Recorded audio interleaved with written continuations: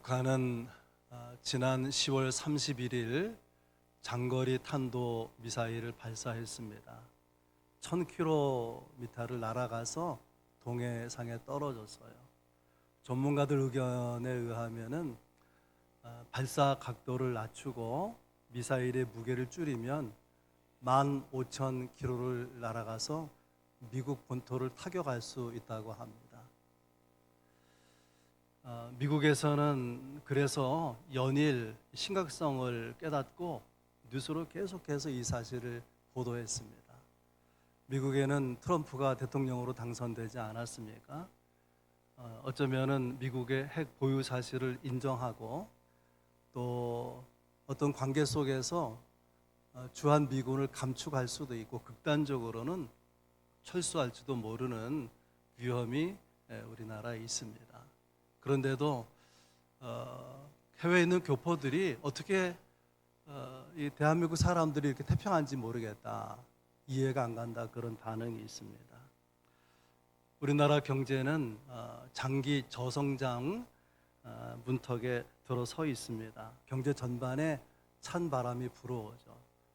수출이 부진하고 또 중소기업들 폐업하는 곳이 얼마나 많은지 몰라요.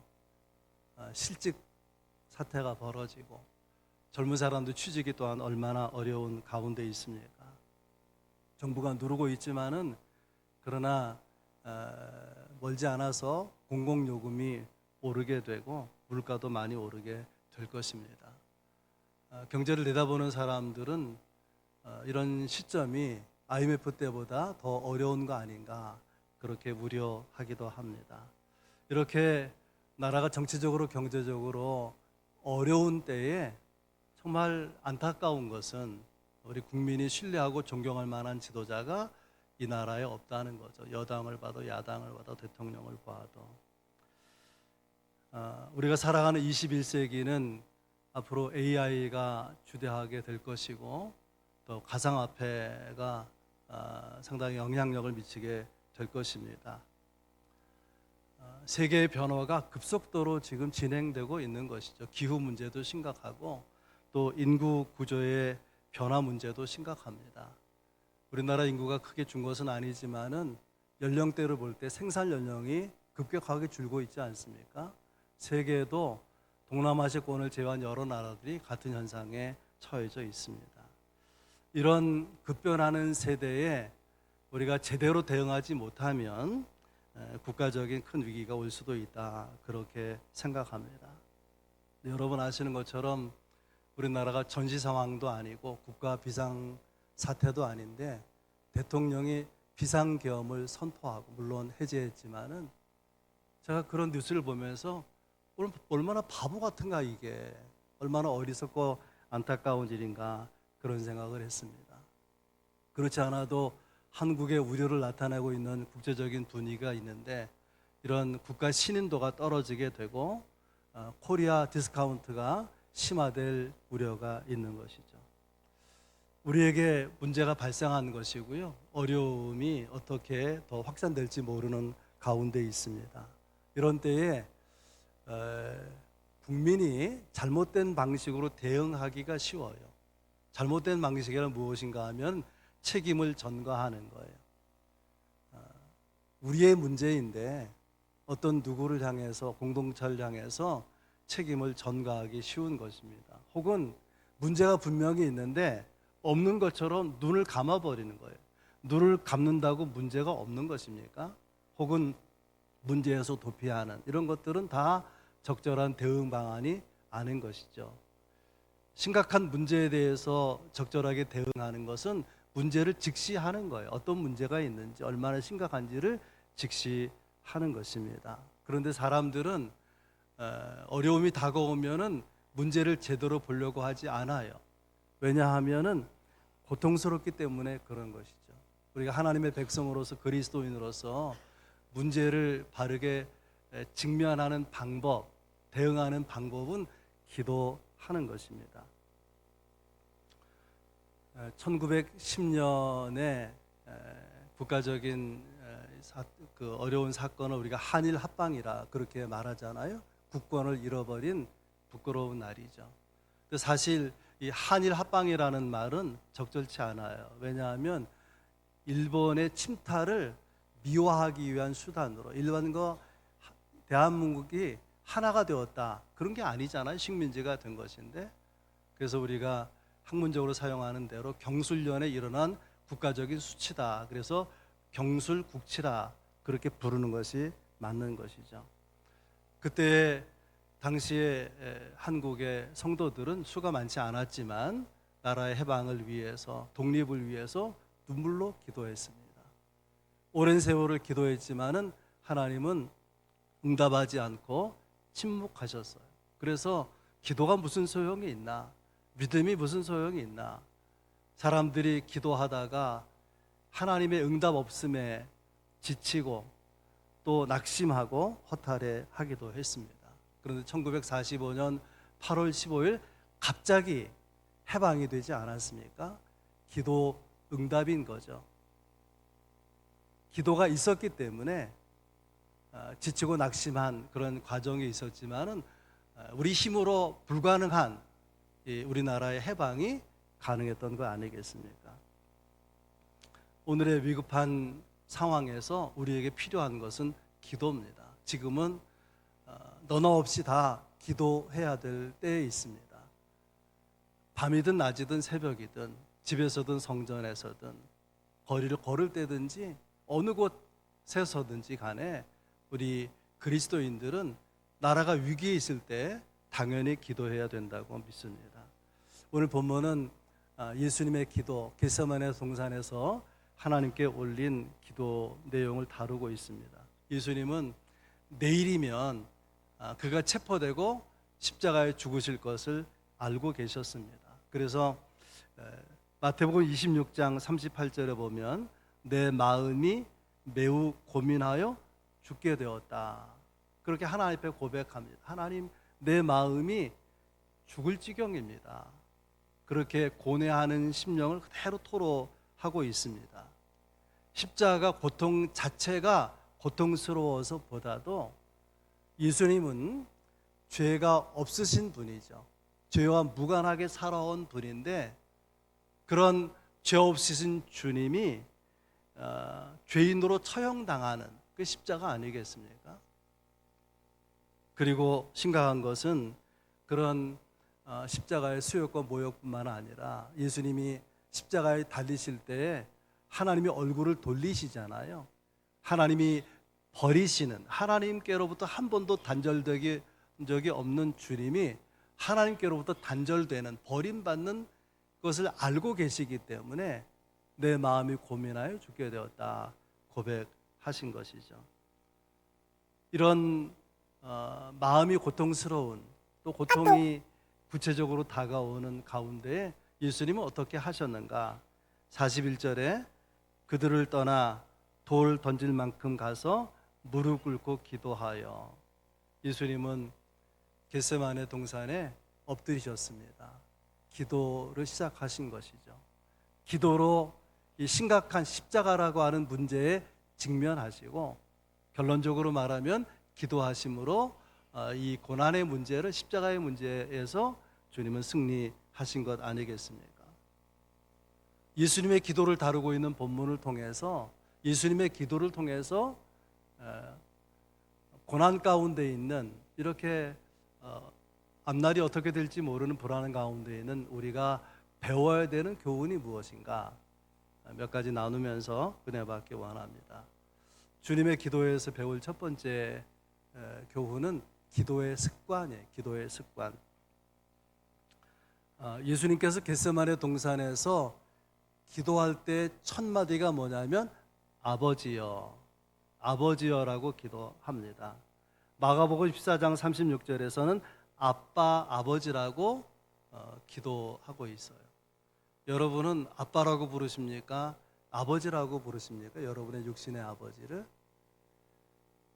아버지와 정이 많은 사람은요, 지금의 젊은이가 아니라고 할지라도 나이가 드신 분들도 더러 아빠라고 부르는 분들이 있어요. 어려서 아빠로 불렀기 때문에 나이가 들어서도 어색하지 않게 자기 아버지를 아빠라고 부르는 그런 분들이 적지 않게 있습니다. 아빠라 불렀던 습관 때문인 거죠. 그런데 또 다른 습관이 예수님께 있었던 것을 볼 수 있는데 그것이 뭐냐면 기도의 습관이에요. 예수님께서 기도하러 오르신 감람산은 높은 산이 아닙니다. 그리 높은 산이 아니에요. 그런데 어떤 의미에서 보면 예수님의 심정을 두고 생각할 때 보면 예수님의 일생에서 예수님이 올라야 되는 가장 높은 산이 이 감람산 아니었을까 생각하게 됩니다. 왜냐하면 기도하지 않고는 해결되지 않는, 기도하지 않고는 풀릴 수 없는 문제를 안고 있기 때문에 그런 것이죠. 그래서 겟세마네 동산에서 올라가서 기도하게 되는데요. 이렇게 성경은 기록하고 있어요. 39절에 습관을 따라 감람산에 올라가셨다. 그렇게 돼 있어요. 심정적으로는 그 산에 오르기가 어려워요. 산이 고도가 높아서가 아니라 마음이 고민하여 죽게 된 상황이니까. 그런데 습관을 따라 감람산에 가셔서 기도하셨다는 거예요. 누가복음 21장 37절에 보면 예수께서 낮에는 성전에서 가르치시고 밤에는 나가 감람원이라 하는 산에서 쉬시니. 복음서에 예수님의 공생의 사역은 밥 먹을 겨를도 없이 바쁘게 사역하셨습니다. 왜냐하면 사람들이 몰려왔기 때문에 치유하시고 복음을 전하시고 그래서 밥 먹을 겨를도 없이 그렇게 일하셨는데 그래도 밤이 되면 쉬셨다는 거예요. 그리고 이 동산에 나아가 기도하셨다는 것입니다.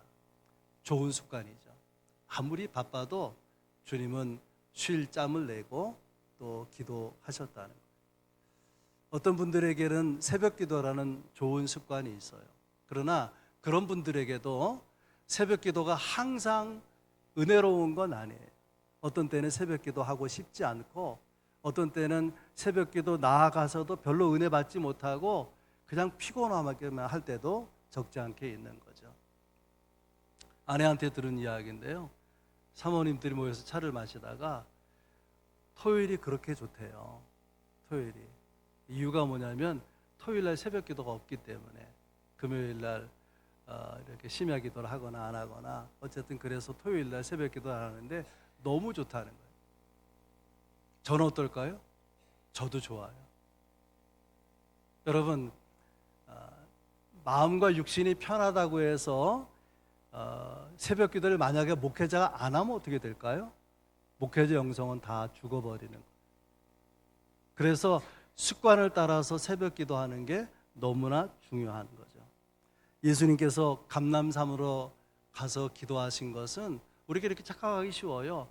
십자가라는 상황, 너무나 힘든 상황이 그 앞에 놓여져 있기 때문에 기도하지 않을 수 없었다.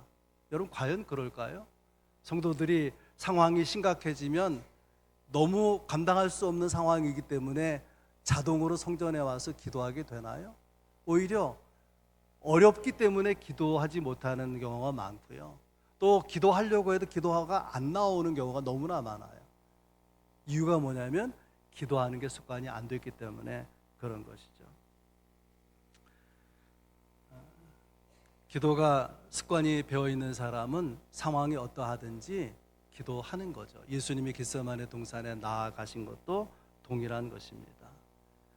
이렇게 기도한 다음에 체포가 되고 고난이 시작되고 십자가에 돌아가실 것을 아셨지만은 그 걸음은 그냥 자연스럽게 기도하는 자리 겟세마네 동산으로 나아가고 계셨다는 것입니다.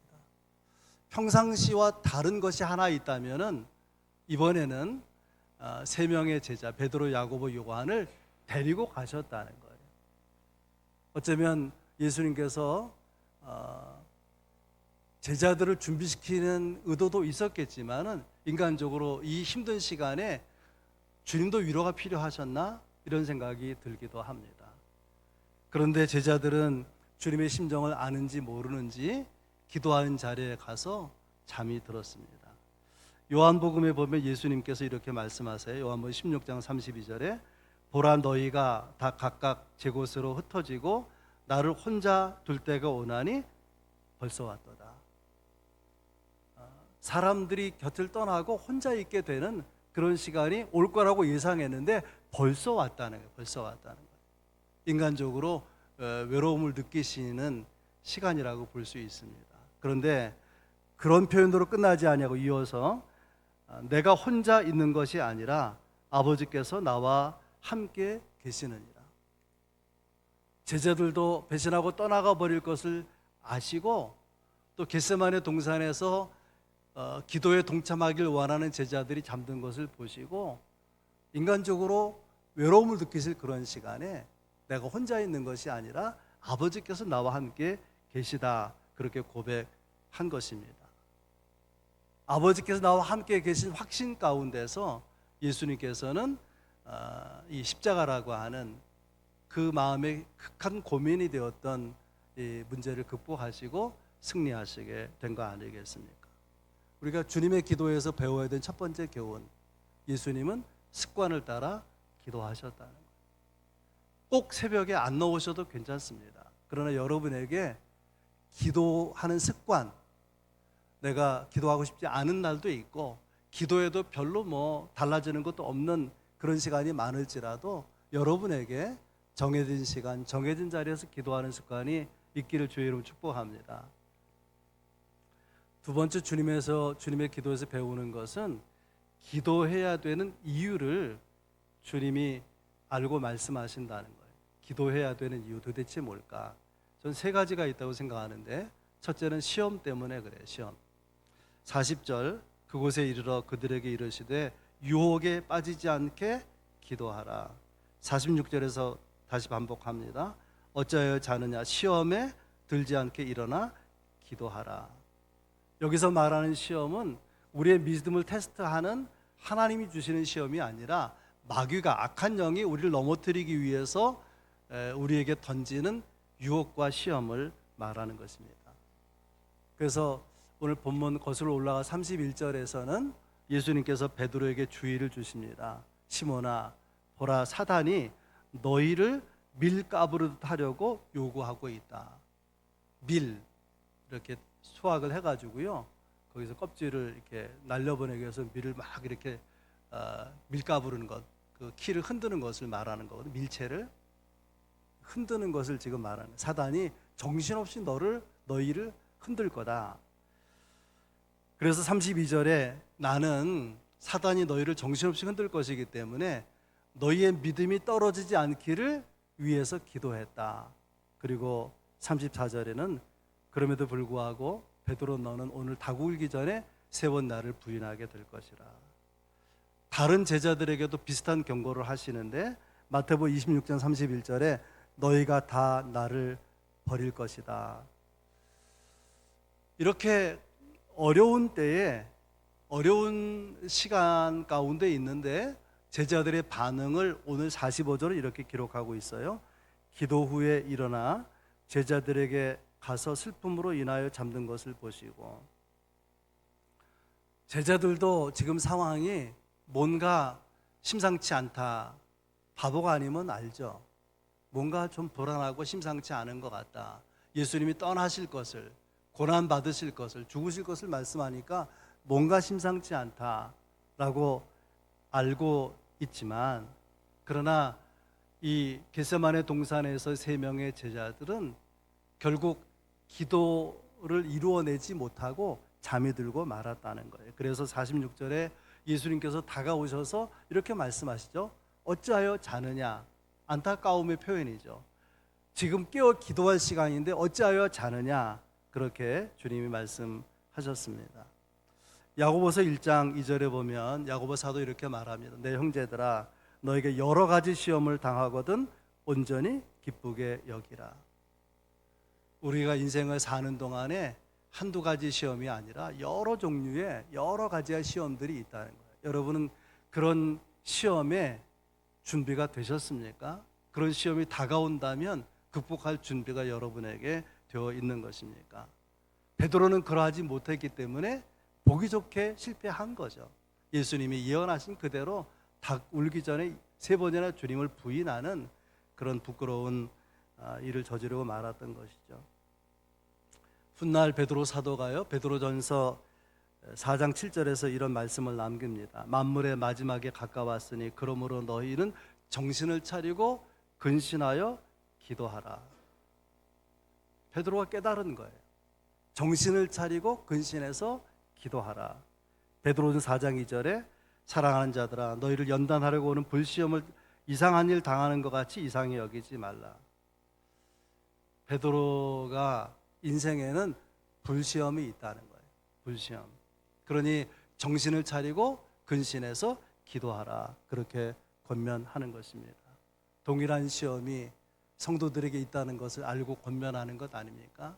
여러분은 불시험 같은 시험이 여러분 인생에 다가오면 그걸 극복할 준비가 되어 있습니까? 그래서 정신을 차리고 근신하고 기도하고 계십니까? 우리가 기도해야 되는 이유는 시험에 들지 않기 위해서, 시험이 다가오면 이기기 위해서. 또 우리가 기도해야 되는 두 번째 이유는 하나님의 뜻을 알고 확신하기 위해서 42절에서 가르치고 있어요. 아버지여 만일 아버지의 뜻이거든 이 잔을 내게서 옮기시옵소서. 그러나 내 원대로 마옵시고 아버지의 원대로 되기를 원하나이다.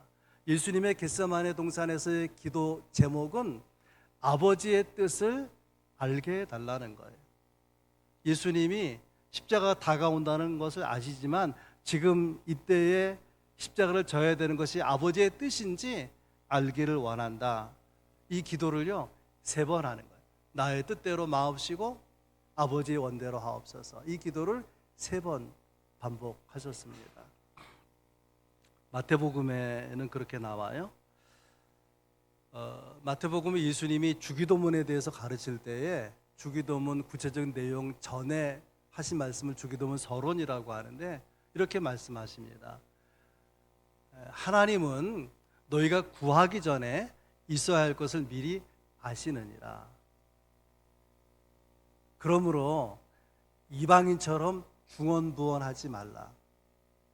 또 한 가지는 외식하지 말라. 바리새인처럼. 근데 중언부언하지 말라. 이 중언부언하지 말라는 것은 뭐냐면 의미 없는 말을 되풀이하지 말라. 그건 이방인들이 그렇게 기도하는 거라고 알려주셨습니다. 그런데 예수님께서는 정작 같은 기도를 그대로 토시 하나 틀리지 않는 기도를 3번이나 반복하지 않았습니까? 어쩌면 3번 더 있을지는 몰라요. 기록된 것만 3번인 거죠. 그러면 반복과 중언부언은 뭐가 다르냐? 형식은 비슷한데 중언부언은 마음이 실리지 않은 거예요. 주문처럼 그냥 의미 없이 반복하는 것입니다. 그건 소용없다는 거예요. 우리가 1번 하든 2번 하든 마음이 실리는 기도가 중요한 거죠. 아이가 어떤 병으로 인해서 사고로 인해서 죽어간다고 여러분 생각해 보세요. 그때 그 아이의 엄마의 기도가 어떤 기도겠습니까? 하나님, 내 아이가 죽어갑니다. 살려주세요. 아니 차라리 내 생명을 거두어 가시고 아이를 살려주세요. 밤새 기도해도 똑같은 내용이죠. 그게 중언부언은 아닌 거예요. 간절한 마음이 실려 있기 때문에 그것은 정말 하나님이 기쁘게 받으시는 진지한 기도인 것이죠. 예수님은 다른 복음서에 보면 같은 기도를 3번 하셨는데 마지막 3번째 기도는 마가복음에 대해 보면은 예수님의 태도가 달라져요. 첫 번째, 두 번째 내 뜻대로 마옵시고 아버지 뜻대로 하옵소서라고 할 때에 그 기도 끝나고 제자들에게 와서는 어찌하여 자느냐? 베드로에게는 너는 1시간도 깨어서 나와 함께 기도할 수가 없더냐? 그렇게 꾸짖는, 책망하는 듯한 말씀을 하셨는데요. 3번째 기도 끝나고 제자들에게 와서 마가복음에 보면 이렇게 말씀하십니다. 이제는 자고 쉬라. 갑자기 확 태도가 달라졌어요. 어째서 자느냐? 깨워서 기도해야지. 그랬던 주님이 이제는 자라는 거예요. 자고 쉬라. 십자가가 바뀔 수 없는 하나님의 뜻인 것을 알았고 그리고 마음으로 전적으로 받아들이게 된 거죠. 여러분, 자기 마음이 평안한 사람은요 다른 사람을 괴롭히지 않아요. 누가 여러분들의 심리를 거스리고 기분 나쁘게 하면은 이렇게 생각해서 화내기 전에 그 사람은 내가 지금 기분 나쁜 것보다 더 마음이 불편할 거야. 자기가 불편하지 않고 다른 사람 불편하게 할 수가 없는 거예요. 화를 내는 것도 마찬가지. 자기 속이 상하고 다른 사람을 상하게 하는 거란 말이에요.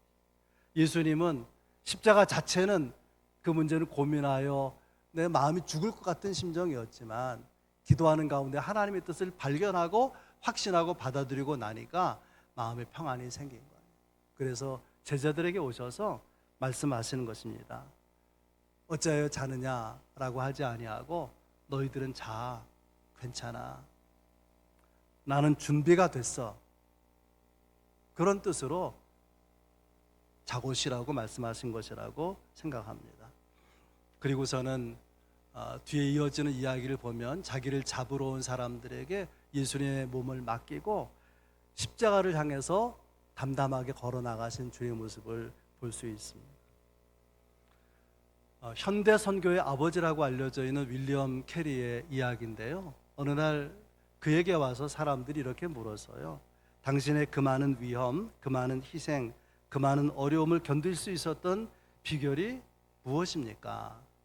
그랬더니 윌리엄 캐리가 영어 표현으로 아주 의미 있는 이야기를 했습니다. The will of God, nothing more, nothing less, nothing else. The will of God, nothing more, nothing less, nothing else. 하나님의 뜻 그 이상도 아니고 하나님의 뜻 그 이하도 아니고 하나님의 뜻 그 외에 다른 무엇도 아니다. 하나님의 뜻이 나와 함께 하셨기 때문에 그래서 감당할 수 있었다. 그런 고백 아니겠습니까? 나를 향한 하나님의 뜻만 분명해진다고 하면 우리는 그 문제를 견딜 수 있고 문제를 딛고 일어서게 될 것입니다. 우리가 기도해야 되는 이유, 첫 번째는 시험을 이기기 위해서, 두 번째는 하나님의 뜻을 알고 확신하기 위해서, 못지않게 중요한 세 번째 뜻이 있어요. 기도해야 되는 이유 세 번째, 그것은 기도가 성취의 방편이라는 거예요. 에스겔서 36장 36절 외우기도 쉬워요. 에스겔서 36장 36절. 이스라엘이 바벨론의 전쟁에 패하고 바벨론의 포로로 끌려가서 노예로 있을 때에 하나님께서는 이스라엘 회복에 대한 약속을 하십니다. 시온 땅으로 반드시 돌아오게 될 것이다. 황폐해진 예루살렘 도성으로 반드시 돌아오게 되는 회복이 있을 것이다. 이것을 나 여호와가 말한다. 반드시 이룰 것이다. 그 다음 절 에스겔서 36장 37절에 이런 말씀하십니다. 그래도 이스라엘 족속이 이같이 자기들에게 이루어 주기를 내게 구하여야 할지니라. 하나님은 회복을 약속하셨는데 그 회복이 구체적으로 성취되는 것은 기도를 통해서라. 그런 이야기죠. 하나님은 우리를 하나님의 자녀로 부르실 때에 우리를 축복하기로 또 우리의 삶이 복되게 하기로 약속하셨어요. 그런데 신앙생활 하면서도 그 은혜를 누리지 못하는 이유가 어디에 있다는 거죠? 기도하지 않기 때문에. 여러분, 기도의 중요한 정의가 여기에 있습니다. 기도는 그냥 기도로 말하는 것이 아니고요.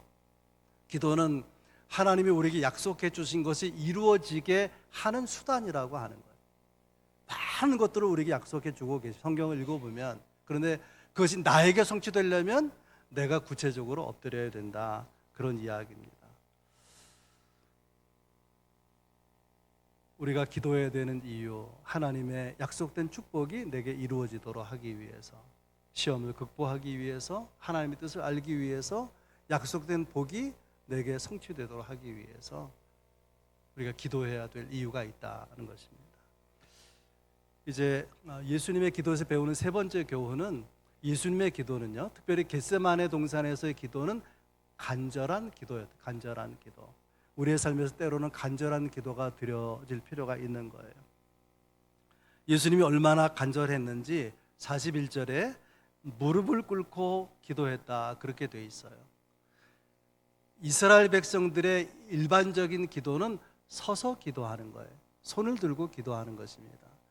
그런 유대인 이스라엘 사람들도 어떤 심각한 문제가 생기면 그때는 무릎 꿇어 엎드립니다.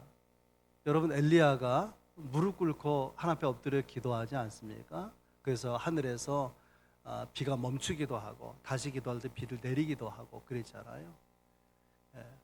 예수님도 겟세마네 동산에서 엎드려서 기도했다, 무릎 꿇고 기도했다, 그렇게 오늘 본문에 기록하고 있는 것인데 44절은 좀 더 구체적으로 진술하죠. 예수께서 힘쓰고 애써 더욱 간절히 기도하시니 땀이 땅에 떨어지는 핏방울 같이 되더라. 얼마나 간절히 기도했던지 기도할 때 땀이 났다. 땀이. 여러분 땀 나도록 기도해 보셨습니까? 그런데 그 땀을 가만히 보니까 핏기가 섞여 있다는 거예요. 적혈구, 핏기가 섞여 있다는 거예요. 의사들은 그런 얘기를 합니다. 사람이 극도로 스트레스를 받으면 모세혈관이 터져서 땀에 핏기가 비칠 수가 있다는 거예요. 예수님께서는 어떻게 기도하셨느냐? 그 44절에 보면 이렇게 되어 있죠. 애쓰고, 처음에 힘쓰고 애써 더욱 간절히 기도하시니, 그 결과가 이렇게 땀이 흐를 때에 핏방울처럼 땀방울이 떨어졌다, 그렇게 기록하고 있는 것입니다. 여러분 생각해 보셨습니까? 예수님은 그렇게 기도해야 될 필요가 있었을까? 예수님은 어쩌면 유일하게 기도하지 않아도 될 뿐이죠. 그는 하나님의 아들이시고 본질로 보면 하나님이신 분인데 기도를 받으실 대상이잖아요. 그런데 그 주님이 십자가를 앞에 두고 인류 구원을 위해서 힘쓰고 애써 더욱 간절히 기도하십니다. 여러분, 간절한 기도는 무엇을 말하는가 하면은 단지 고백이 아니라 나를 거기에 쏟아부었다, 그런 뜻입니다. 예수님은 이 십자가를 앞에 두고 인류 구원의 문제를 앞에 두고 자기를 쏟아부으면서 기도했다는, 이것을 우리가 제사 용어로 말하면 전제라 그렇게 말해요. 전제. 이렇게 그릇에 포도주를 담아서 다 쏟아서 붓는 거예요. 내 존재를 드리는 그런 상징으로. 여러분의 삶에 어떤 어려운 순간, 극단적으로 어려운 상황이 오면 예수님의 기도처럼 힘쓰고 애써 더욱 간절히 기도하시기를 바랍니다. 거창고등학교의 전영창 교장이라는 분의 이야기를 함께 나누려고 그래요. 그가 미국 유학을 마치고 돌아와서 나라가 너무 가난하고 백성들이, 그래서 정말 이 나라를 바로 세울 인재들이 필요하다, 사람을 키울 목적으로 그가 뜻을 가지고 새로운 교육을 시도해야 되겠다. 그래서 부임한 학교가 거창고등학교예요. 거창고등학교. 그런데 그 고등학교 1958년에 부채로 학교가 넘어갈 위기에 처하게 됐습니다. 방법이 없어요. 돈이 없으니까. 그래서 이 전영창 이 교장 선생님이 성경 한 권을 들고 담요 하나를 가지고 거기서 10km 떨어져 있는 산 동굴 속에 들어가서 금식하며 기도합니다. 하나님, 뜻을 가지고 여기서 정말 하나님이 기뻐하시는 또 나라에 필요한 인재를 길러내기 원했는데 학교가 이렇게 넘어가서 폐쇄될 지경에 이르렀습니다. 도와주십시오. 간절히 눈물로 기도했습니다. 그런데 응답이 없는 거예요. 하루, 이틀, 사흘 밥을 안 먹으면서 금식하면서 기도하는데 응답이 없는 거예요. 너무 답답해서 하나 앞에 강짜 기도를 드려요. 강짜 기도. 이런 기도는 잘 드리면 안 좋은 거예요. 이렇게 기도합니다. 하나님, 내가 기도를 끝낼 때까지, 이 산에서 내려갈 때까지 응답해 주시지 않으면 저는 서울에 올라가서 일간 신문에 이렇게 기사를 내겠습니다. 하나님은 안 계십니다. 너무 답답해서 그런 거죠. 하나님을 안 믿는 게 아니고요. 하나님 경외하는 마음이 있지만 어떻게 이렇게 응답을 안 해주실 수가 있나. 끝까지 응답을 받지 못하고 학교로 돌아왔는데요. 편지 한 장이 외국에서 왔어요. 뜯어보니까 수표가 있는데 이 학교의 그 재정 문제를 부도로 넘어갈 수 있는 것을 해결할 수 있는 딱 그만큼의 비용이었어요. 학교를 살릴 수가 있었습니다. 1971년에 하나님 앞에 다시 기도합니다. 학교는 있지만 강당이 없으니까 원활하게 다양한 교육을 할 수 없으니 하나님 강단을 짓고 싶습니다. 돈이 없잖아요. 이번에는 미국에서 수정교회라고 하는 크리스털 처치로 유명한 교회거든요. 저도 가보기도 했는데 로버트 슐러 목사님이 수표를 보내왔어요. 22만 불. 그러니까 강당을 짓고도 남는 비용을 보내온 것입니다. 이 전영창 교장이 돌아와서 한국에 돌아와서 이렇게 정말 하나님이 원하시는 그런 교육을 하겠다. 그러면서 교육의 목표를 세웠는데 그게 뭐냐면은 성공보다도 봉사하는 인재를 길러내고 싶다. 정말 그 인격을 신뢰할 수 있는 그런 사람을 만들고 싶다. 사람 만드는 교육, 사람을 길러내는 교육을 하고 싶어 했습니다. 이런 신념이 있었기 때문에 신사참배에 반대하다가 옥고를 치르기도 하고, 또 우리나라 이승만 박정희 독재대권 시절에 삼선개헌 반대하는데 그 학교 학생들이 참여했거든요. 그러니까 권력기관에서 주동자들 색출해서 제적을 시키라. 자기 학생들이잖아요. 그래서 끝까지 버티다가 교장직에서 박탈당하게 됩니다. 나중에 다시 돌아오긴 하지만 전영창 이 교장은 신앙인, 그래서 주님을 사랑하죠. 그러나 동시에 나라도 사랑하는 거예요. 예수 사랑과 나라 사랑이 함께 있어요. 그래서 애국심을 가지고 있는 신앙 지성인이죠. 그런 사람들을 자기가 만들어내고 싶었던 것입니다. 여러분,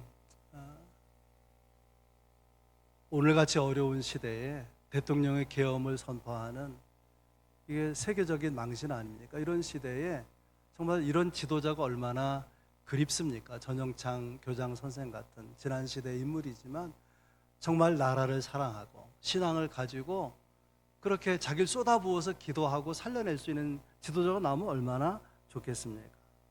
사무엘 선지자는 자기 백성을 위해서 기도하지 않는 것을 죄라고 생각했습니다. 사무엘상 12장 23절이에요.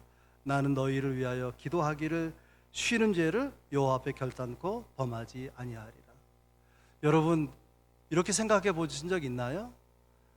나라를 위해서 기도하지 않는 것이 죄다. 이 백성들을 위해서 기도하지 않는 것이, 사회를 위해서 기도하는 것이 죄다. 사무엘 선지자는 그렇게 생각했다는 거예요. 여러분, 지금은 기도할 때입니다. 기도하면 백성이 깨어나고 나라가 깨어나게 될 것입니다.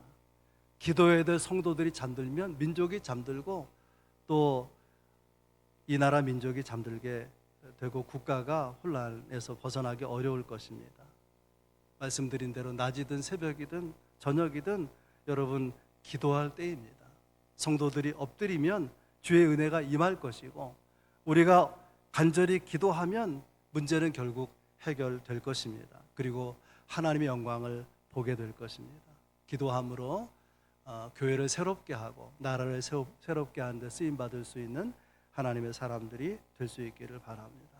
기도하겠습니다.